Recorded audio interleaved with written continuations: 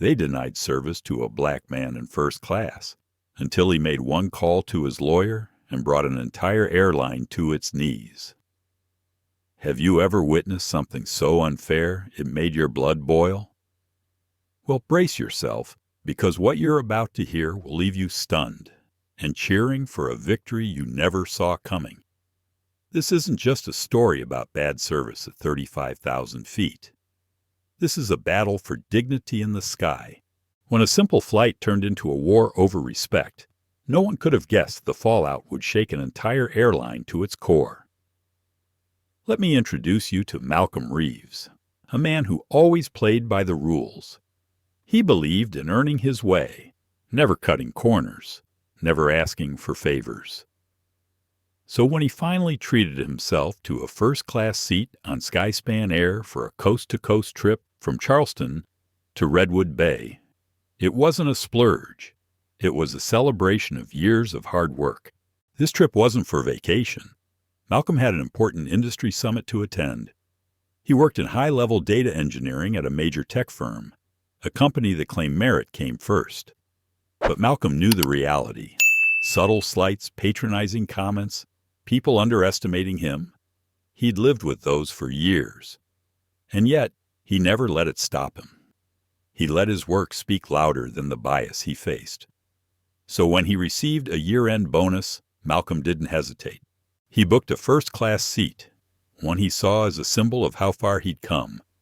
In the days before the trip, he planned everything with care, right down to buying a new travel bag for his laptop. He browsed the Skyspan Air website, reading about the lie-flat seats, the premium meals, the personalized service. He wasn't asking for luxury, just the respect and comfort that came with his ticket. What Malcolm didn't know was that his presence in that plush first-class cabin would ignite a chain of events so disturbing it would one day be featured on the front page of the Charleston Herald. He couldn't have guessed that a flight meant to carry him across the country would instead change the course of his life. If you had asked Malcolm that week what he knew about Skyspan Air, he would have told you. Not much. It was simply the airline that had the best timing and a decent first-class deal. He had no idea he was about to stand toe-to-toe with a powerful corporation and win. Departure day came bright and early. Always prompt, Malcolm arrived at Charleston International Airport with time to spare, his sleek laptop bag in tow. He navigated the crowds with ease. This wasn't his first business flight, but this time, the upgraded ticket gave him a little extra pride. It wasn't just about space, it was about acknowledgement. He'd earned this. At the Skyspan check-in desk, things seemed routine. He handed his ID and ticket confirmation to a young woman at the counter. She barely looked up, typed in his information, and printed his boarding pass. But something in her body language changed. A flicker of something colder. A smile just a little too tight. "Here you are," she said. "Enjoy your flight, sir." He felt it. That subtle shift. The same energy he'd picked up on 1,000 times before. Was it in his head? He tried not to overthink it. Skyspan was a major airline. Surely this was just a moment of awkwardness. He moved on, passed through security without issue, and eventually reached the private lounge for first-class passengers. A uniformed attendant scanned his boarding pass, then looked at Malcolm, then the pass, then back at Malcolm. A long pause followed. Finally, she cleared her throat, plastered on a forced smile, and said, "Welcome to the Skyspan Lounge. Please, feel free to sit wherever you like." Malcolm stepped inside, set his bag down, and told himself to relax. Maybe it was nothing. Maybe it was just airport stress. But he had no idea.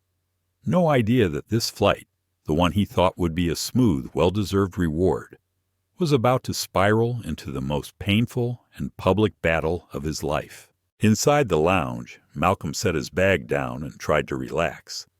He chalked up the uneasy interactions to typical travel stress and brushed them off with a mental shrug.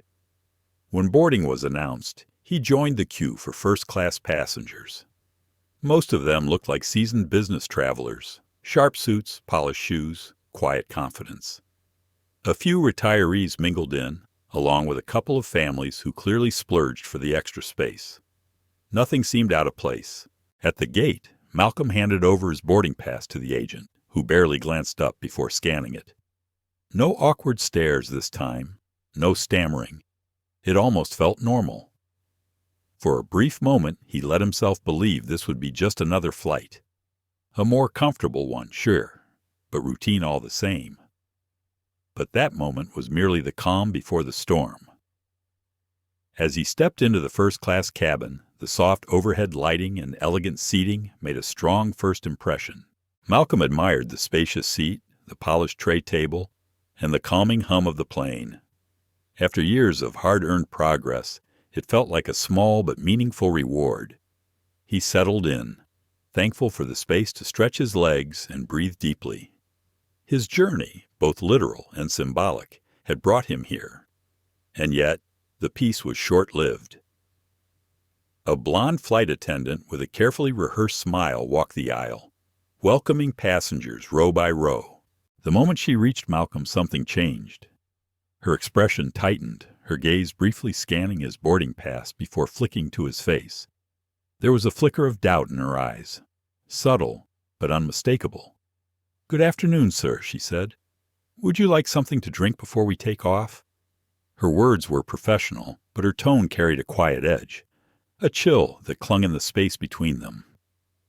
Malcolm offered a polite smile. "Orange juice would be great, thank you." She nodded sharply without a smile and disappeared behind the curtain. Moments later, she returned and set the glass on his tray table, wordless, cold. Then she turned her attention to the next passenger, who received a glowing grin and a warm welcome. As she continued, Malcolm noticed her chatting cheerfully with a man in a navy blazer a few rows up, laughing about Redwood Bay's unpredictable weather. Then she paused by an older couple and offered to help with their bags. Her tone, her posture, even her energy seemed to transform with every other guest. With him, she was barely civil. Malcolm sat back, his throat tightening. It wasn't his imagination. The temperature around his seat felt noticeably cooler. Not physically, but emotionally. He'd seen this kind of behavior before. The avoidance. The fake politeness laced with disdain. He exhaled slowly. He wasn't new to this. Supermarkets, department stores, restaurants. It showed up everywhere, in one form or another. Why would the sky be any different?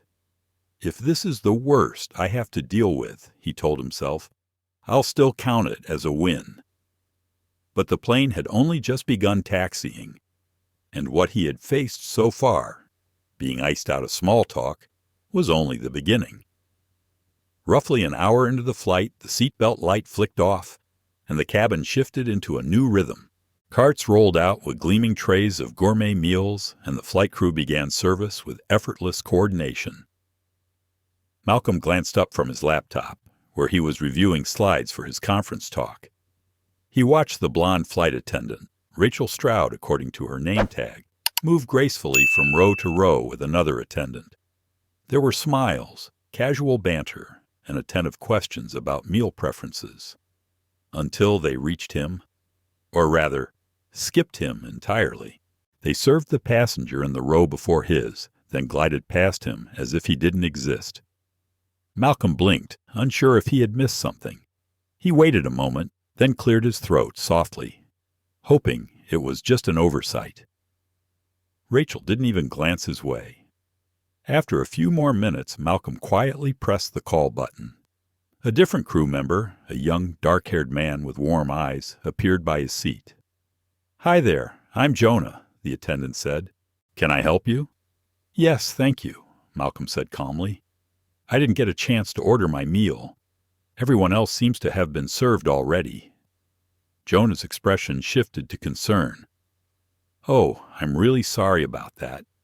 Let me take care of it right away. What would you like?" Malcolm gave his choice, and Jonah made a quick note before disappearing toward the galley. But no sooner had Jonah walked away Then Rachel reappeared, her lips pressed into a thin, annoyed line. "You needed something?" she asked sharply, each word clipped and cold. Malcolm was caught off guard. I already spoke with Jonah," he said. "He's bringing my meal." Rachel's brow arched, her tone turning icy. "This is my section. Next time, wait for me." It wasn't just what she said. It was how she said it, like she was scolding a child. Her condescension cut through the air like a blade. Malcolm sat there, stunned. He had followed every rule, been polite, waited his turn. Why was she treating him like an inconvenience? Before he could answer, Rachel spun on her heel and stalked off down the aisle. Malcolm stared ahead, his chest tight with a mix of disbelief and rising anger. The sting of humiliation crept up his spine. He wanted to call her out, to demand to know what he had done to deserve such treatment. But his instincts told him to stay calm. He was thousands of feet in the air. Any reaction, no matter how measured, could be twisted, and he had a job to protect, a life to return to. Still, deep down he knew. This wasn't over, not even close. Rachel turned on her heel and stormed down the aisle, leaving Malcolm frozen in his seat, chest tight with a mix of hurt and disbelief. A part of him wanted to speak up right then and there, to call her out in front of everyone. But another voice, the one that had kept him safe all his life, urged caution. He was on an airplane, thousands of feet above the ground. There was no room for escalation here, no safe exit. And besides, he had a conference to get to, a career to protect. He leaned back, jaw clenched, forcing himself to breathe through the rising anger. What he didn't know then was that this wasn't just about bad service or a bad attitude. This flight was becoming something much darker, something that would push him to a breaking point and beyond. In the dimmed cabin light, as the plane cruised steadily westward, Malcolm tried to shift his focus back to his work. The glow of his laptop reflected faintly off the tray table as he scrolled through his presentation notes. But Rachel's coldness lingered in his mind, like an itch under the skin he couldn't reach. She hadn't said much, but her silence, her body language, her carefully calibrated detachment, they spoke volumes. Every time she walked past, Malcolm felt her energy aimed at him like a weapon. Even when she didn't look his way, her presence pulsed with judgment. At one point, he watched as she rushed over to a passenger across the aisle, a white man in his mid-40s who was struggling to connect to the Wi-Fi. Rachel smiled, knelt slightly, and gave him a detailed walkthrough on how to access the in-flight portal. Encouraged, Malcolm tried to ask her the same thing. He was having trouble pulling up his conference documents, and the Wi-Fi instructions weren't loading. As she passed, he raised his hand slightly and asked, "Excuse me, could I get a little help with the Wi-Fi?" Rachel didn't even stop. She waved him off and snapped, "It's all in the instructions. Please take a moment to read them." It hit him like a slap. Each of these moments, on their own, might seem minor, but together they formed a pattern, sharp-edged, unmistakable. He wasn't just being ignored, he was being targeted. Memories started to resurface.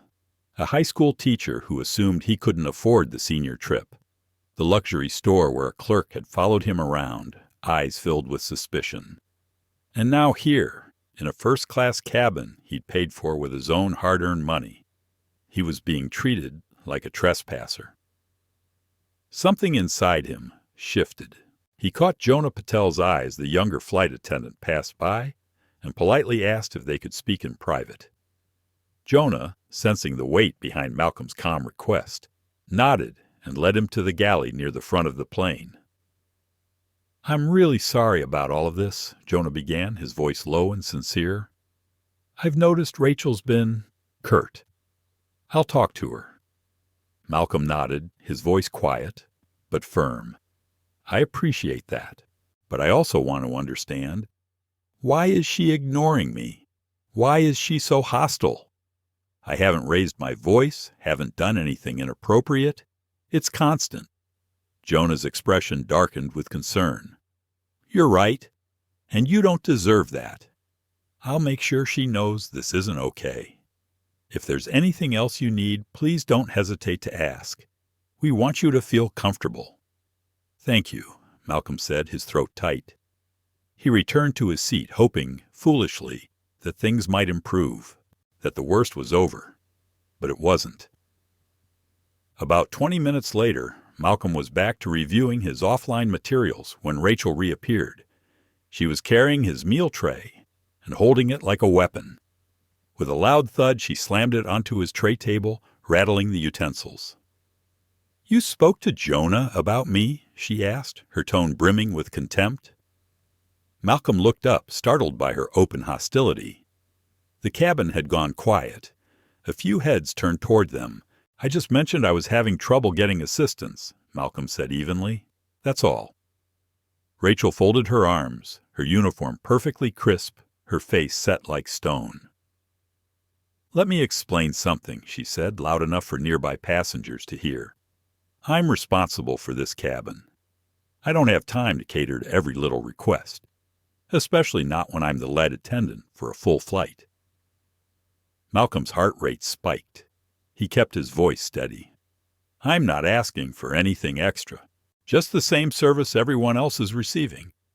Her eyes narrowed to slits. "I don't like your attitude," she hissed. "I've worked this route for 5 years, and I've never had a single complaint until now." He inhaled, trying to center himself. "Ma'am, I'm not trying to cause trouble, but from where I sit, it really feels like I'm being singled out." Her expression didn't change, but she leaned in slightly, her voice dropping to a venomous whisper. "People like you come in expecting 5-star treatment. You think you can flash some cash and act like you own the place? Well, guess what? You don't." Malcolm's chest clenched. "Excuse me?" he asked, stunned. "You heard me," she said. "Now eat your food, sit back, and don't cause any more problems, or I'll have security meet us at the gate." It wasn't a warning, it was a threat. And in that moment, Malcolm realized something chilling. She was daring him to react, daring him to raise his voice, because all she needed was one outburst to flip the script, to make him look like the problem. But he didn't take the bait. Instead, he faced forward, clenched his jaw, and chose silence. Not because he accepted what was happening, but because he understood that the real battle was just beginning. Either sit down, eat your meal quietly, and stop making a scene, or I'll have security waiting for you when we land. Understood? It wasn't a request. It was a threat, and a calculated one at that. Malcolm stared at Rachel Stroud, stunned. Every fiber of his body locked in place, adrenaline surging through his veins. Out of the corner of his eye, he caught a glimpse of Jonah Patel watching from the galley, concern written all over his face. The other passengers had gone silent. A few earbuds came out. Screens were paused. All eyes shifted to the tension radiating from row 2. In that instant, Malcolm felt the crushing weight of every microaggression he'd ever endured. Every suspicious glance in a store, every condescending remark in a meeting, every time someone had forced him to prove his worth before offering basic respect. It all came rushing back, landing squarely in that aisle. He knew, deep down, if he let her push him now, it wouldn't stop. But he also understood the risk. One wrong move, one raised voice, and he could be labeled aggressive, disruptive, dangerous, especially here, especially him. So Malcolm did the one thing he could do, the thing that took all his strength. He looked her in the eyes and said calmly, "You're out of line." Then he turned away, facing forward, refusing to let her provoke him any further. That quiet act of defiance, measured, controlled, was the spark. The mood in the first-class cabin shifted. Passengers who had been dozing off or watching in-flight movies were suddenly alert, sensing that something serious was unfolding. Rachel moved stiffly down the aisle, casting occasional sharp looks toward Malcolm. Jonah came by soon after, offering him a quiet refill and slipping him an extra dessert tray in an unspoken attempt to restore some sense of fairness. Malcolm accepted it with a nod, but remained conflicted, his chest still tight, his mind racing. He was angry, hurt, but also worried. Because if things escalated, the consequences wouldn't fall on her, they'd fall on him. And then, fate gave Rachel her moment. Roughly halfway through the flight, the aircraft hit a patch of turbulence. The cabin jolted hard. Passengers gripped their armrests. Cups rattled. Rachel was walking the aisle at the time, delivering napkins. The sudden motion caused her to lose her balance. She stumbled sideways, catching herself on the edge of Malcolm's seat. Before anyone could blink, she turned on him. "You tripped me," she snapped, her voice raised. Malcolm's eyes widened. "What? No, I didn't." She turned to another flight attendant nearby, pointing back toward him. "Did you see that? He stuck his arm out." The other crew member looked confused. I think it was just turbulence." Around them, passengers began murmuring. Some shook their heads. A few had clearly seen what actually happened. The plane shook. Rachel stumbled. That was it. But she wasn't backing down.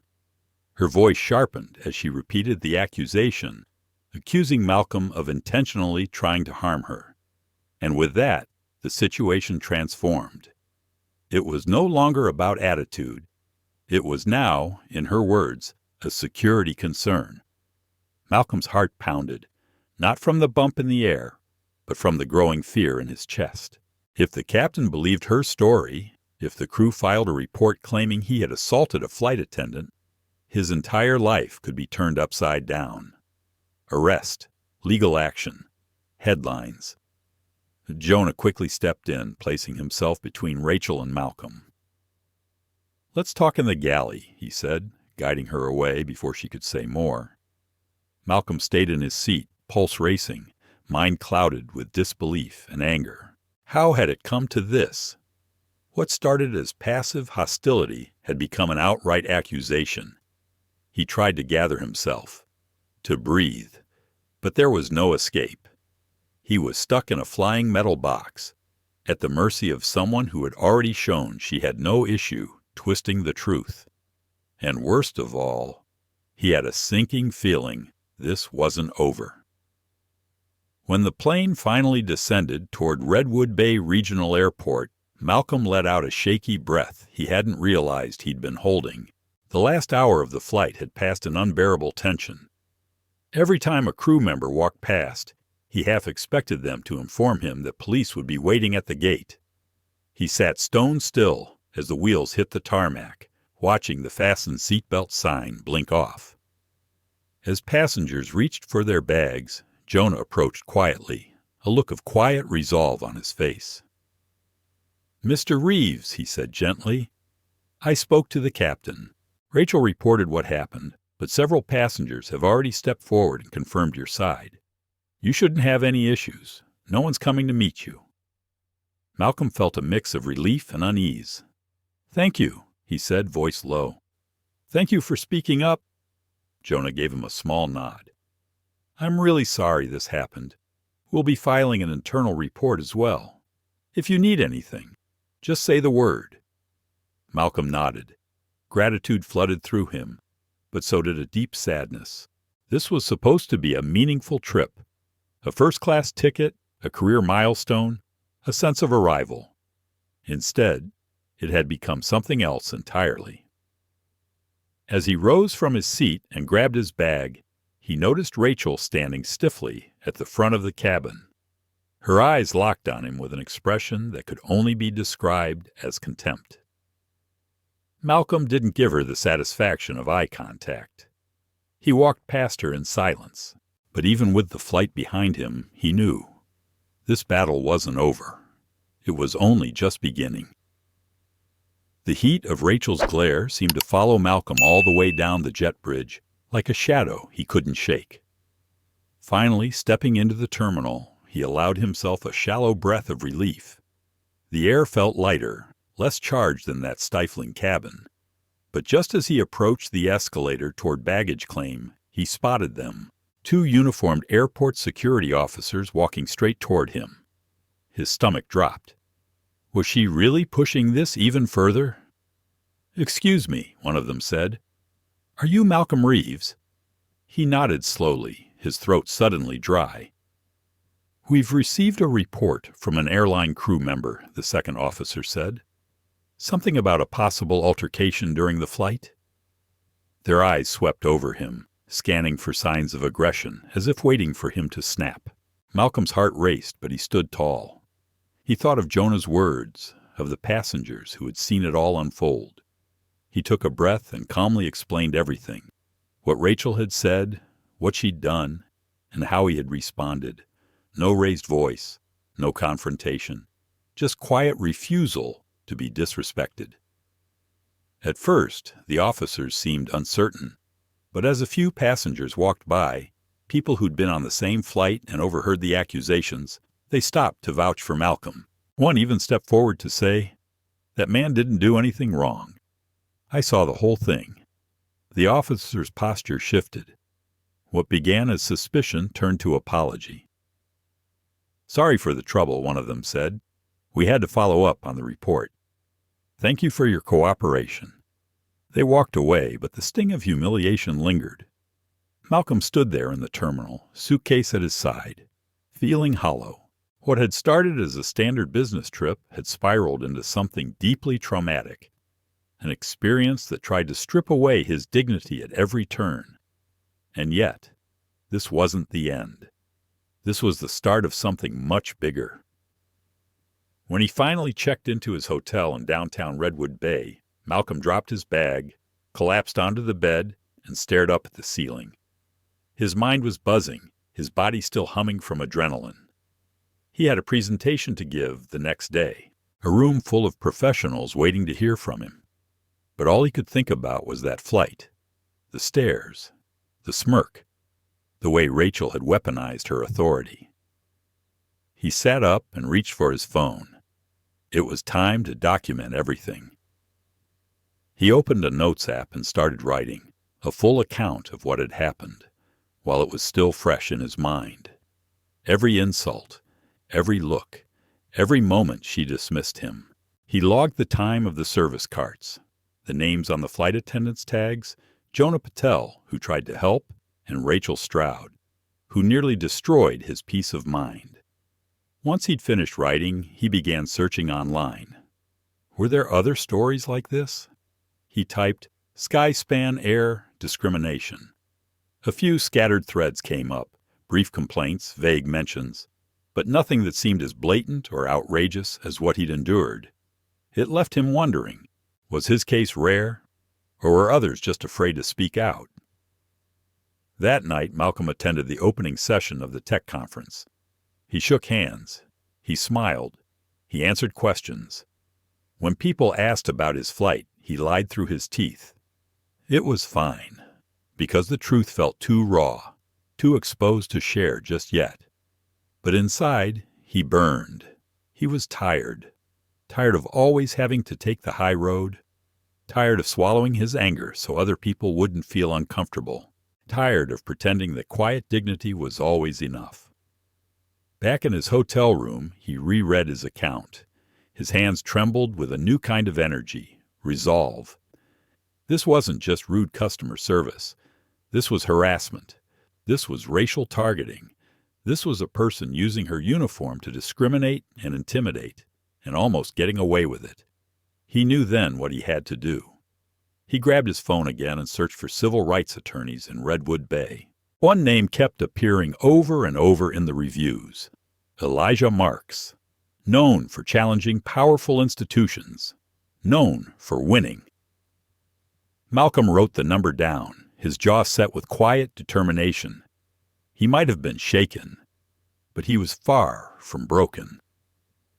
2 days later, after delivering his keynote speech, Malcolm finally carved out time to call Elijah Marks's office. A professional assistant answered, took a few notes, and scheduled an in-person meeting. The law firm was just a few blocks away from Malcolm's hotel, tucked into a sleek building in the heart of the city. When Malcolm walked into the firm's glass-walled lobby, he was struck by its quiet command. Minimalist decor, thick carpets, and the hum of legal machinery in motion. A receptionist escorted him into a private conference room. Moments later, Elijah Marks entered. He was in his mid-50s, with salt and pepper hair and a penetrating gaze that seemed to size Malcolm up instantly. Not with suspicion, but curiosity, awareness, intelligence. "Mr. Reeves," Elijah said, offering a firm handshake and a warm tone. "Let's get right to it. I'd like you to walk me through everything, from the moment you arrived at the airport to when you spoke to security after the flight." Elijah Marks leaned forward, fingers interlocked, his voice steady and direct. "Walk me through everything, from the moment you stepped into the airport until the second you were cleared by security." Malcolm Reeves took a breath so deep it seemed to rise from his soul. Then he began. He told Elijah everything: the subtle glances, the clipped tone from the check-in agent, the coldness in the lounge, Rachel's stone-faced service, her refusal to acknowledge him, the skipped meal service, the outburst in the aisle, the accusation, the threat, the security officers in the terminal. As Malcolm recounted each moment, Elijah scribbled meticulous notes, occasionally interrupting to clarify details. What time was this? Did anyone witness that interaction? What was her exact phrasing? When the story was over, Malcolm leaned back, exhausted but lighter for having told it all. Elijah exhaled slowly. "Mr. Reeves, this isn't just mistreatment. This is a textbook case of racial discrimination, blatant enough that we may be looking at violations of both federal and state civil rights laws." A wave of relief mixed with apprehension swept over Malcolm. "So, there's a case here?" he asked cautiously. Elijah nodded. "Absolutely. A flight attendant repeatedly denied you equal service. Then she escalated to a false accusation of assault, on a plane no less, where such claims carry serious consequences. If the airline backed her up, even implicitly, it's not just her conduct at stake, it's theirs too." He leaned forward. "But we'll need evidence. Witnesses, internal records, anything we can find to show a pattern." Malcolm sat up straighter. "I actually have contact info for a few passengers. Some came up to me after the flight and said they saw what happened. And Jonah, another flight attendant, he seemed genuinely upset by how I was treated. I think he'd be willing to talk." "That's exactly what we need," Elijah said. "The more statements we have, the more solid the foundation for this case, especially if we can show that what happened to you wasn't a one-time incident." He paused. "But I won't lie to you. This won't be easy. Lawsuits like this can drag on. The emotional toll, the financial risk, the public attention, you need to be ready for all of it." Malcolm didn't hesitate. He thought of Rachel's hissed whisper, "People like you," and the cold certainty in her eyes when she said he didn't belong. "I'm ready," he said firmly. "Let's do this." Over the next week, Malcolm and Elijah worked tirelessly to lay the foundation of the case. Elijah's firm filed a formal complaint against Skyspan Air, citing racial discrimination and defamation. Malcolm began reaching out to the passengers who had spoken to him after the flight, asking if they'd be willing to provide written statements or speak directly with Elijah. To his surprise and deep gratitude, several agreed without hesitation. They were outraged by what they had witnessed, and they were willing to stand up. The most valuable voice, however, came from Jonah Patel. The young flight attendant was clearly shaken when Elijah first reached out. But after a private meeting, he agreed to submit a formal statement. In it, he confirmed that he had witnessed Rachel Stroud ignore Malcolm during service, dismiss his requests, and speak to him in a condescending, hostile tone. Even more alarming, Jonah hinted that this wasn't new. He described an unspoken culture inside Skyspan Air, one where senior flight attendants, especially those with tenure, were rarely held accountable for biased behavior. "There have been rumors," he said. "Other complaints? Nothing ever came of them." Those words, "nothing ever came of them," ignited Elijah's legal instincts. As the weeks passed, word of the lawsuit began to spread. Then came the headline that ignited a spark. Skyspan accused of racial discrimination at 35,000 feet. Charleston Herald. Suddenly, Malcolm's phone lit up with calls and emails. From reporters, civil rights advocates, even strangers who had endured similar treatment while flying. Some had flown Skyspan, some hadn't. But nearly all of them said the same thing: "Thank you for speaking up." The airline's official response was cold and rehearsed. A generic press release said they took all allegations seriously and were committed to diversity. Internally, their legal team reached out to Elijah with a settlement offer, a modest cash payment, and a confidentiality agreement. Elijah didn't even blink. "My client isn't looking to be paid off," he told them. "He's looking for justice and change." Skyspan dug in its heels. They defended Rachel, calling her a model employee. They claimed Malcolm had been difficult and hinted, without evidence, that he might have misinterpreted the situation. That's when Elijah made his move. He dropped the passenger statements. He dropped Jonah's testimony. And with it, the foundation of Skyspan's defense began to crumble. Negotiations froze. A trial date was set. Behind closed doors, panic rippled through the airline's upper ranks. They had assumed this would be handled quietly, that Malcolm would back down, that no one would believe him. They had no idea how wrong they were. As the lawsuit gained traction, social media lit up. Hashtags like "Washington Flying While Black" and "Washington Skyspan Scandal" trended nationwide. Influencers, travel bloggers, and public figures began weighing in, some sharing their own unsettling flight experiences. The floodgates had opened. What began as one man's stand was becoming a movement. As the public could no longer ignore the truth, the story of Malcolm Reeves and Skyspan Air spread like wildfire. National media outlets picked it up. Malcolm's face appeared on TV screens across the country. Morning shows, evening news, online interviews. And with each appearance, something remarkable happened. The public listened. They saw not just a professional man wronged on a flight, but a symbol for every person who'd ever been quietly mistreated, dismissed, or disrespected because of the color of their skin. Malcolm's voice wasn't just his anymore. It became the voice for countless others who never got the chance to speak up.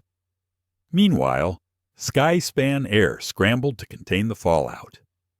Their PR department released polished statements filled with buzzwords about diversity and inclusion, but the public wasn't buying it, not with the evidence stacking up against them. Their stock price took a nosedive as investors grew increasingly uneasy. The lawsuit loomed large, and the online backlash was relentless. The hashtags #Skyspan Scandal and Flying While Black were now viral across platforms. Through the chaos, Malcolm tried to maintain a sense of normalcy. He returned to his tech job, focusing on code, deadlines, and product launches. But his inbox told a different story. Reporters requesting interviews, strangers sending heartfelt messages of support, fellow victims sharing their own painful stories. His life had become a battlefield, not just for personal justice, but for something much larger. Elijah Marks, meanwhile, was relentless. He gave interviews, issued press releases, and hammered home the same point again and again. This isn't about one bad employee. This is about a system, a culture, that allowed discrimination to flourish unchecked, and it has to stop. As pressure mounted, rumors began to circulate that Rachel Stroud had been placed on administrative leave. Skyspan refused to confirm or deny it. Some believed she was being quietly removed as a way to calm the storm. But Malcolm and Elijah weren't fooled. They knew better.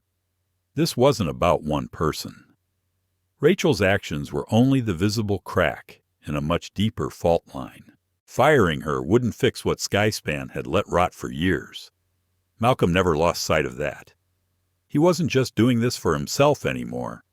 He was doing it for the next young black traveler who might save up for a first-class seat, only to be told, through a cold stare or a silent refusal, that they didn't belong. He was doing it for every time his worth had been questioned, for every moment his humanity had been weighed against someone else's comfort, and for the first time in his life, he felt like he had the power to push back. When the discovery phase of the lawsuit began, Elijah's legal team demanded access to Skyspan's internal documents, flight logs, crew assignments, training protocols, and most importantly, any prior complaints involving similar incidents. Skyspan's lawyers pushed back hard, accusing Elijah of going on a fishing expedition. But the judge disagreed. Given the seriousness of the claims, the request was granted. What they found was damning. Buried in thousands of pages of internal communication were emails and reports that told a different story. Rachel Stroud had been the subject of at least 3 prior complaints alleging racially biased behavior. Each time, the airline had responded the same way. Quiet settlement, small voucher, non-disclosure agreement. There was even one internal message from a manager that read, "We need to keep this quiet. Any press could hurt us." When Elijah showed Malcolm those documents, Malcolm didn't know whether to feel vindicated or enraged. They knew. Skyspan knew exactly who Rachel was, and they chose to protect her anyway. They didn't act.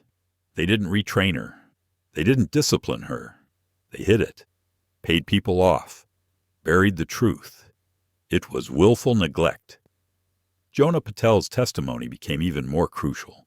He confirmed that he'd personally witnessed Rachel's behavior in a previous incident, though at the time, as a new hire, he hadn't realized how wrong it was.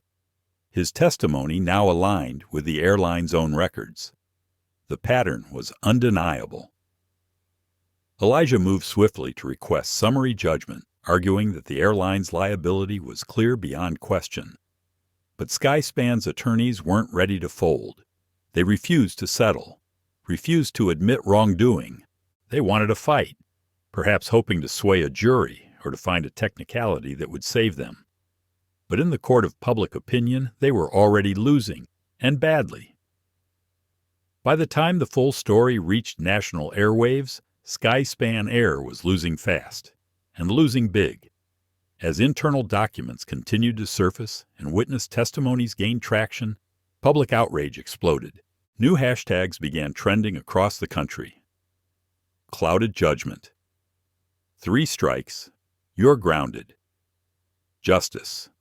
For Malcolm, prominent figures, civil rights leaders, celebrities, and business executives publicly called for a boycott of Skyspan Air. Customers began canceling flights. Travel influencers advised their followers to book with other airlines. Major booking platforms started removing Skyspan from their preferred partner lists. And Malcolm? He watched the storm unfold with a strange mix of disbelief and determination. He never imagined becoming a symbol in the fight for racial justice. Not on this scale. Part of him longed for his quiet, anonymous life back. But another part, a deeper part, knew exactly how much this moment mattered. This wasn't just about one flight. If he won, it could become the blueprint for meaningful change in an industry that had ignored discrimination for far too long. The morning the trial began, crowds of reporters swarmed the courthouse steps.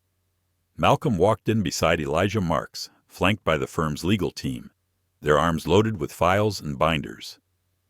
They pushed through a wall of camera flashes and shouted questions. Inside, the air was electric.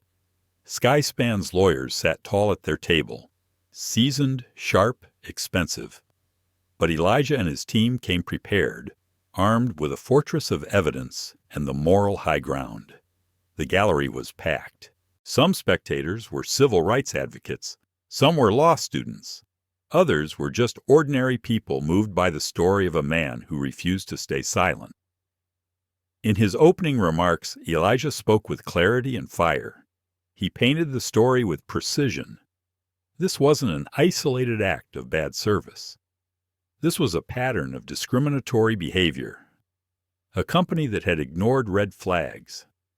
A culture that tolerated racism at 30,000 feet. And a man, Malcolm Reeves, who dared to say enough. Skyspan's lead attorney responded with all the poise money could buy.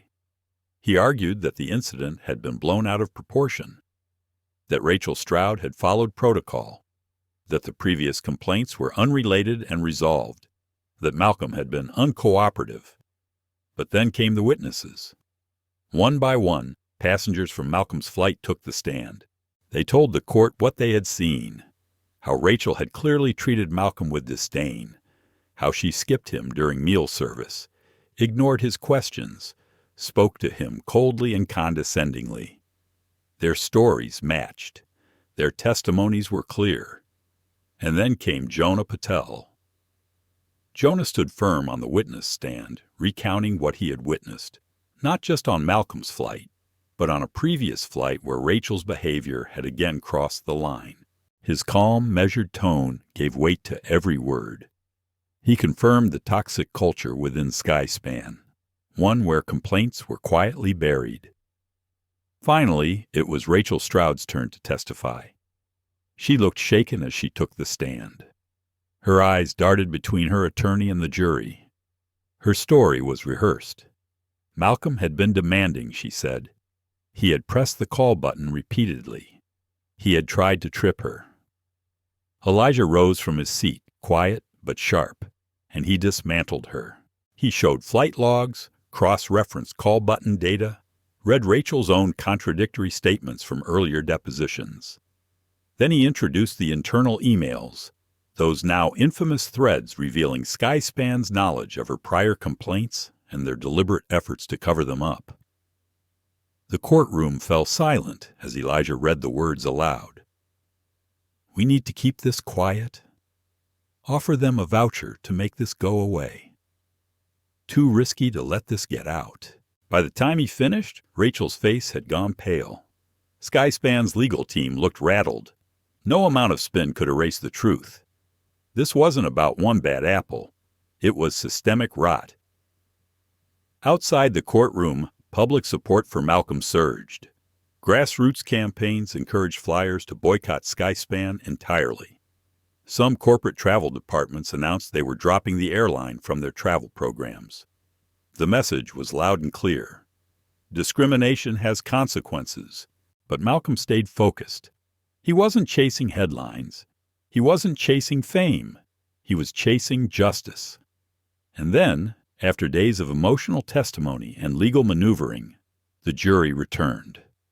The courtroom was packed again, the atmosphere thick with anticipation. Reporters scribbled notes, cameras flashed, and spectators leaned in as the foreperson stood. Malcolm sat motionless, heart hammering, hands clenched in his lap. The verdict? Skyspan Air was found liable.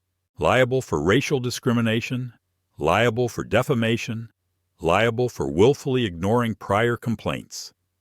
The jury awarded Malcolm both compensatory and punitive damages, a figure so staggering it made headlines the next morning. But perhaps even more impactful was the judge's final order. Skyspan Air was required to implement mandatory anti-discrimination training across all departments. They were required to establish a transparent complaint reporting system, audited by an independent agency. And they had to submit regular public reports on their progress, or face steep penalties. In the courtroom, a wave of quiet triumph rippled through the crowd. Malcolm turned to Elijah and embraced him, his heart bursting with a storm of emotion, vindication, gratitude, and a deep sense of validation. For the first time in his life, he didn't feel like he had to prove his worth. He had shown it, and the world had listened. For the first time in his life, Malcolm Reeves didn't flinch beneath the spotlight. Standing on the courthouse steps, bathed in camera flashes and media questions, he faced the crowd with quiet strength. He looked directly into the sea of lenses and said with clarity, "This isn't just a win for me. This is a victory for every person who's ever been treated as less because of the color of their skin." In the days that followed, Skyspan Air suffered a full-scale public relations meltdown. Shareholders demanded answers. Protesters gathered outside corporate offices. Calls for resignations poured in. Under immense pressure, the CEO stepped down, citing personal reasons. But everyone knew the real reason. The trial had exposed what the company had tried so hard to hide. Shortly after the verdict, Rachel Stroud was officially terminated. But it was too late. The company's reputation had been obliterated. The name Skyspan Air had become synonymous with racism, cover-ups, and corporate cowardice. Rumors swirled that the airline was on the brink of collapse, and they weren't wrong. One by one, major business partners cut ties. Flight bookings nosedived. Even Skyspan's most loyal frequent flyers abandoned ship, unwilling to support a brand that had so clearly failed its customers and its values. Employees began to panic. Uncertainty hung over the company like a storm cloud. Innocent staff, many of whom had nothing to do with the incident, now faced layoffs and restructuring. Malcolm didn't celebrate that. He didn't take joy in others' misfortune. But he couldn't ignore the painful truth. If Skyspan had listened, if they had taken the earlier complaints about Rachel seriously, or even responded with decency when Malcolm first spoke up, none of this would have happened. They had chosen silence over accountability, and silence had cost them everything. Weeks later, Skyspan announced a full-scale rebranding and internal overhaul. They rerouted flights, rewrote policies, and launched a glossy PR campaign about renewed commitment to equality. But it was too late. The public wasn't interested in apologies. They wanted accountability. And with their trust shattered, Skyspan quietly filed for Chapter 11 bankruptcy. Some employees moved on to other airlines. Others weren't so lucky. And though Malcolm carried empathy for those caught in the fallout, he also knew this collapse had become a cautionary tale, a story about what happens when prejudice festers unchecked in places of power. As for Malcolm, the verdict changed everything. The financial compensation gave him security, enough to pay off debt, help his family, and breathe a little easier. But more than that, it gave him freedom. Freedom to speak, to advocate, to lead. He donated a significant portion of his settlement to civil rights organizations and launched a small fund for passengers who experienced discrimination while traveling. He began receiving invitations to speak at colleges, law firms, and corporate workshops. And often he brought Elijah Marks along. Together, they spoke not just about Malcolm's case, but about the broader responsibility corporations have to root out bias before it becomes policy. Before it becomes culture, before it becomes crisis. There were days when the spotlight overwhelmed him. He had never set out to be a public figure, but purpose has a way of choosing you. And Malcolm found meaning in using his voice, not just for himself, but for everyone who had ever been silenced. He often thought back to that flight, the tray dropped with force, the cold refusal of service, the threat of security. He remembered the fear, the powerlessness, and now he stood as living proof that one person, when backed by truth and courage, could bring down even the mightiest institutions. In the end, Skyspan Air became a symbol of what happens when companies ignore accountability, an empire that crumbled under the weight of its own indifference. But Malcolm Reeves, he became something far more powerful, a reminder, a warning, a beacon. He had reclaimed his dignity, elevated his voice, and inspired a movement, and he hoped his story would remind others that they too have the power to fight back.